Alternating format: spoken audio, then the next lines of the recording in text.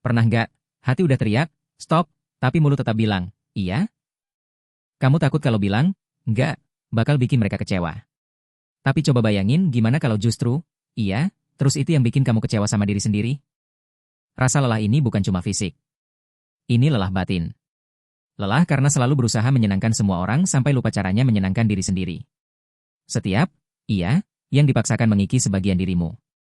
Rasanya terus menguras energi tanpa pernah mengisi ulang. Mungkin ini bermula dari masa lalu. Inner child kita yang dulu belajar bahwa dengan selalu menurut kita akan diterima dan dicintai. Pola itu terbawa sampai sekarang. Tapi kita sudah dewasa.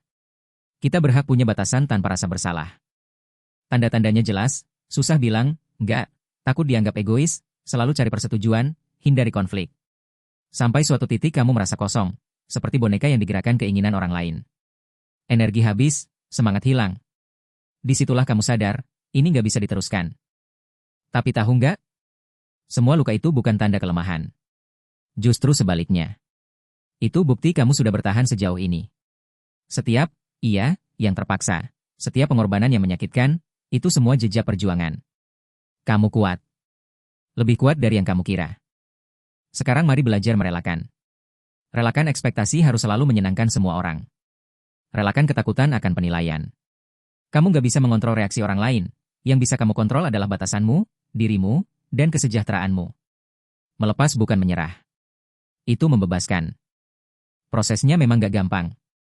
Ada suara di kepala, gimana kalau mereka marah? Gimana kalau aku sendirian? Itu wajar.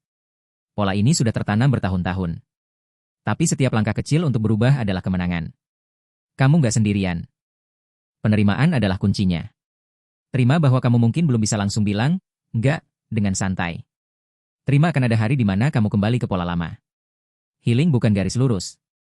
Nggak ada yang salah dengan prosesmu. Beri dirimu ruang untuk belajar dan bertumbuh.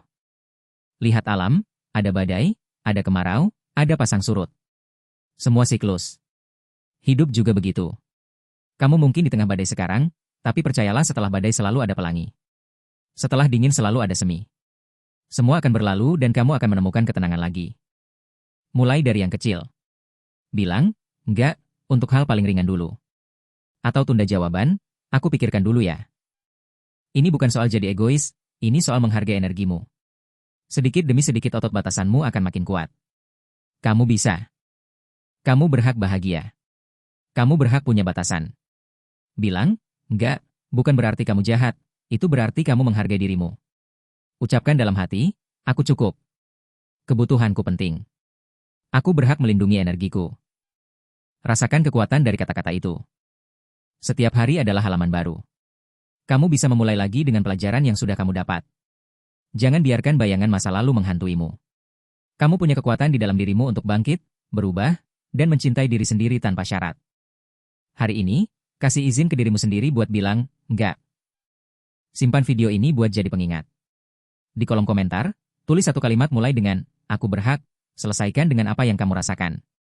Aku baca satu-satu. Ingat, kamu nggak sendirian. Terima kasih sudah berjuang sejauh ini.